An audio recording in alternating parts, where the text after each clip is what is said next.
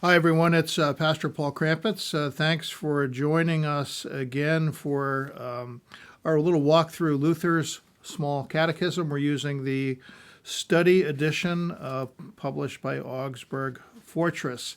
And again, the translation for this catechism based on the Wittenberg edition printed in 1536. So we're up to the eighth commandment, and these three last commandments mentioned specifically our neighbors. We've talked about the first table of the Ten Commandments having to do with our relationship with God, and the second table having to do with neighbors. But here in these last three commandments, neighbors are named explicitly. So the eighth commandment, you shall not bear false witness against your neighbor. Luther's question, what is this? You know how it begins. We are to fear and love God, so that we do not tell lies about our neighbors, betray or slander them, or destroy their reputations. Instead, we are to come to their defense, speak well of them, and interpret everything they do in the best possible light. Boy, this is an important commandment. It has to do with our responsibility for our neighbors and their reputation.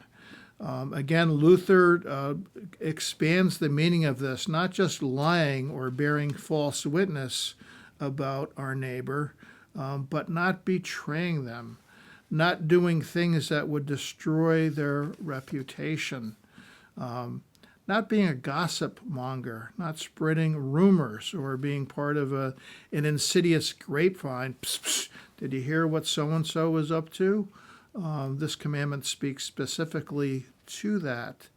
But here's the part I love about Luther's explanation. He amps it up even more. It's not just what we are supposed to refrain from doing, what is prohibited, but what we are called to do. We are to instead come to their defense, speak well of them, and interpret everything they do in the best possible light. I memorized this small catechism in a different translation, and I always remember from my own confirmation days it was, and put the best construction on everything. Interpret everything they do in the best possible light. Boy, that's so important. So often today, it seems, with the news, with social media, people are apt to jump to the conclusion that somebody is intentionally being hurtful. There doesn't seem to be room for people making honest mistakes. We seem to enjoy looking for the dark thing, looking for something bad. This commandment reminds us that we're to assume the best of everybody until we're proven otherwise. Put the best construction on everything. Put everything in the best possible light.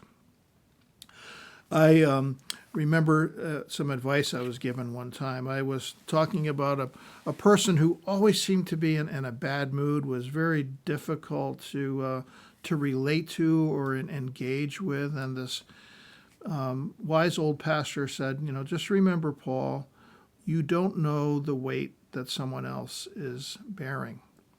That was really helpful for me because sometimes we might conclude, well, someone is just irritable or, they're not very friendly. But we forget that there's often a reason for that. Maybe they are struggling in some way. So to look at people in the best possible light, assume the best of them, not to always go to that dark place where what are they up to now? Bearing false witness against our neighbor, not just refraining from lying about them, giving false testimony, saying untrue things about them, but instead be their friend, be a good neighbor, come to their defense, say good things about them. We can find something nice to say about everybody and interpret everything they do in the best possible light. Boy, I'd sure like to think people did that for me. Looked at everything I did in the best possible light and would come to my defense and speak well of me. I think we'd all like that.